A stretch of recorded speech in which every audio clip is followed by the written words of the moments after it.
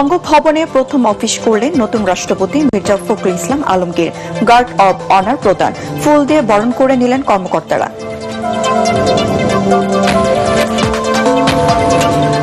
নৌ ও বিমান বাহিনী নির্বাচনী পর্ষদ 2026-এর উদ্বোধন করলেন প্রধানমন্ত্রী। অফিসারদের পেশাগত দক্ষতা ও বিশ্বস্ততায় গুরুত্ব দিতে নির্দেশনা।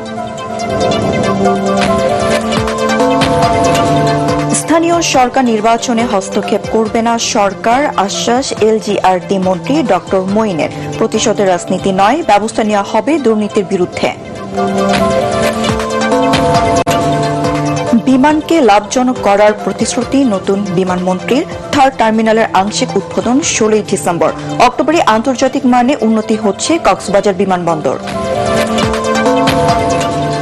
সংবাদ মাধ্যমের হাত বাঁধা ছিল গত 17 বছর, মন্তব্য নবনিযুক্ত তথ্যমন্ত্রীর। স্বীকৃতি দিতে চান জুলাই আন্দোলনে গণমাধ্যমে সাহসী ভূমিকার। এবং জ্বালানি সহ সব সংকট মোকাবেলার আপ্রাণ চেষ্টা চলছে, জানালেন রিজভী। নবায়নযোগ্য জ্বালানি খাতে বিদ্যমান নীতিকে বড় বাধা বলছেন ব্যবসায়ীরা।